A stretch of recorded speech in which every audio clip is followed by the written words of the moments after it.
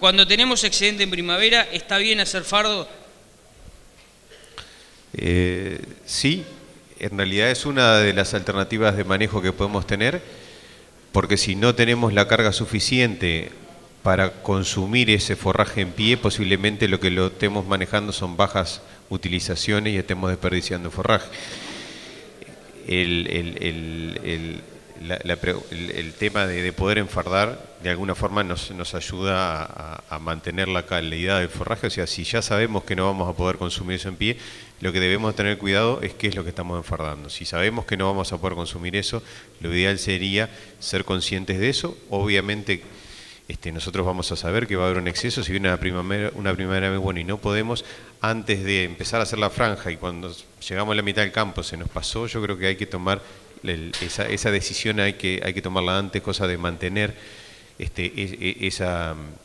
la calidad del forraje, lograrla que se traslade en el fardo. Cuando nosotros estamos manejando traslado de forraje en pie de una estación a otra, estamos casi perdiendo ahí datos en pasturas, eso varía, depende de qué tipo, pero podemos estar perdiendo casi un 30% de la calidad. Entonces, si nosotros esa pastura la podemos capitalizar en reservas de buena calidad, es importante. Si ustedes vean algunos de los datos, si bien terminamos, fue muy medio al pasar, pero la suplementación con fardos, con henos de buena calidad, es muy importante y es de bajo costo.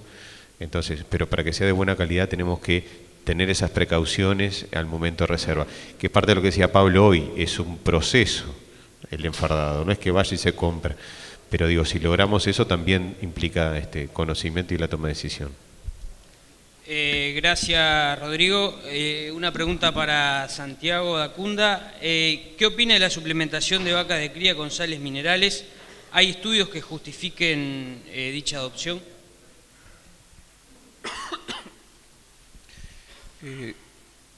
En general, primero que nada, ¿qué opino? Que es necesario.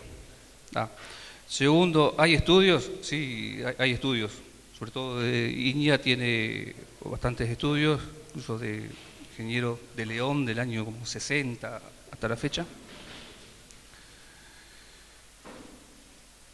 Ahora, es más lo que creo por decirlo de alguna manera, en la esencialidad y la necesidad de uso. Digo creo porque yo personalmente no tengo datos objetivos de investigación para decir así, pero me refuerzo de todos modos con lo que hay de investigación. ¿Está? ¿Qué me hace? ¿Por qué pienso eso? ¿Está? Porque en general hemos estado manejando más fuerte el concepto de estado corporal de la vaca al parto o el entore, ¿está? Que el estado nutricional.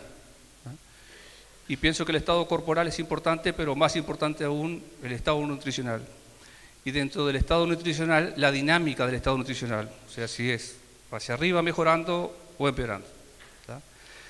Y las sales minerales ahí son un componente relevante en ese sentido. Eso es una opinión general. Después, caso a caso, habrá que ver, hay campos que es cantado que precisa sal por sus características, por el tipo de pastura que dispone, ya se sabe que precisan o fósforo, o cobre, o selenio. ¿Está? La mayoría podemos decir que precisan fósforo, ¿está? Pero no por eso vamos a decir que todos necesitan sales minerales. Después, hace unos 2 años, escuché una charla que a mí me pareció muy interesante en Brasil y después trajimos a un investigador brasileño acá a Uruguay, ¿está? Sobre cómo se determina el potencial productivo del bovino. Y el potencial productivo del bovino se determina durante la gestación de la vaca, de lo que aprendí, ¿está? Y sobre todo en el primer y segundo tercio de gestación. ¿Por qué? Porque ahí es donde se definen el número de células del animal y el número de adipocitos del animal. ¿Está? Ya en el tercer tercio de gestación lo que se da es el crecimiento del individuo, pero el número de células ¿está? Y su posible crecimiento ya está definido. ¿Está? Entonces, un buen estado nutricional de la vaca, ¿está?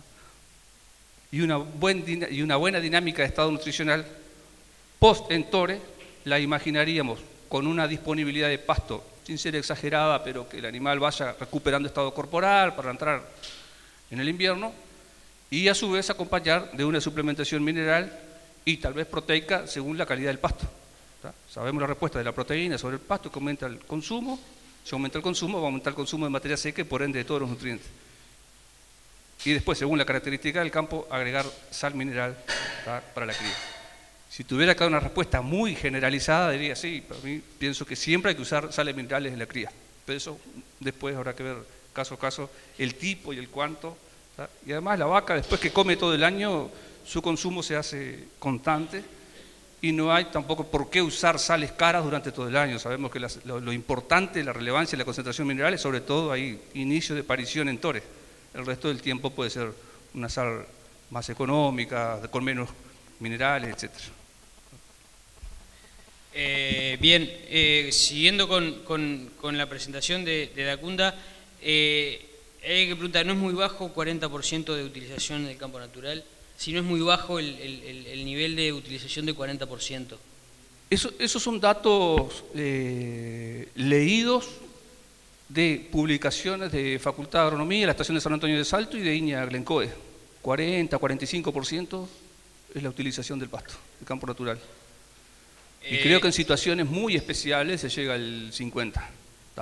Pero a su vez, en este concepto, si uno dice, estamos con el concepto de bajar en algo la carga, seguramente también bajemos algún punto la utilización, por eso puse 40. Si nosotros queremos aumentar la utilización, comamos hasta el fondo, pero bajamos mucho el comportamiento individual. Bien, siguiendo con las preguntas, otra pregunta para Dacunda, el campo natural, ¿cómo se maximiza el uso en cría y recría de un campo natural empastado? Y a su vez agrega la pregunta de si es solo manejo o hay que agregar suplementación, y en caso de suplementación, ¿cuál? En el caso de un campo empastado, o supongamos que la disponibilidad no es limitante, ¿no? Si a un ternero le damos media hectárea, 1 hectárea, 2 hectáreas o 4 hectáreas, en invierno la probabilidad de que pierda peso es del 99%, hablando de campo natural, ¿no?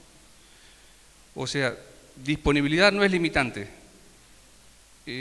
Carga a la más baja, el ternero pierde peso igual en invierno. Ahí los escalones que tenemos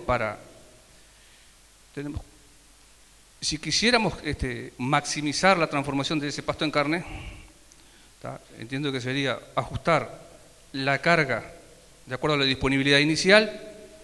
Armamos un pastoreo de 120 días, se ajusta la carga para eso y se le da suplementación proteica, exclusivamente proteica, o sea, núcleos proteicos, al 0,2% del peso, como dijo hoy, un suplemento de 38 de proteína, para maximizar la transformación de ese pasto en carne y con costos de moderados a bajos.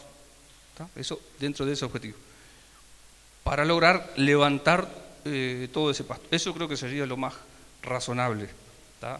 ¿Podemos comer algo más de pasto, de transformar más? Sí, podríamos transformar más, pero ya a expensa de granos.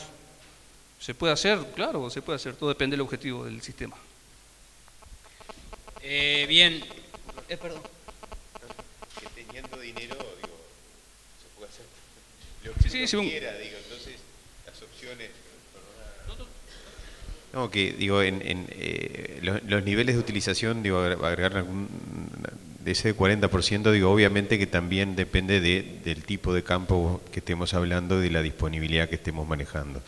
En campos más profundos, generalmente esos datos pueden, dependiendo de Glencoe que estemos hablando, de basalto superficial o profundo, esos niveles de utilización son distintos, y la calidad del pasto que estemos hablando en sistemas con suelo de basalto profundo, la calidad que estamos levantando puede ser muy buena, entonces por ahí.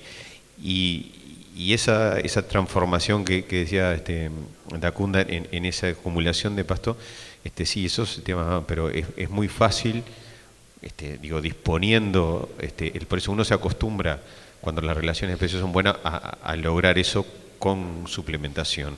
Lo difícil es cuando las cosas no están tan favorables, y ahí uno tiene que empezar a tener otros factores de manejo que ayuden a que eso tenga. Entonces, teniendo dinero o siendo favorable las relaciones, creo que la suplementación con granos sobre campo natural también permitiría aumentar esas ganancias.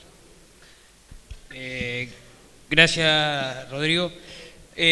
Una última pregunta vamos a hacer, que es, según las simulaciones de Acunda y considerando un costo de renta de $100, ¿la mayoría de los sistemas recreadores pierden plata? Repito, según las simulaciones de Acunda y considerando un costo de renta de $100, ¿la mayoría de los sistemas recreadores pierden plata? Si los supuestos que utilizamos ahí de precio de entrada del ganado, 2.25 el ternero, y la variación que iba de 1.94, creo que era el novillito más liviano, a 1.83, ¿están correctos? Si eso se da, diría que sí, pierden plata.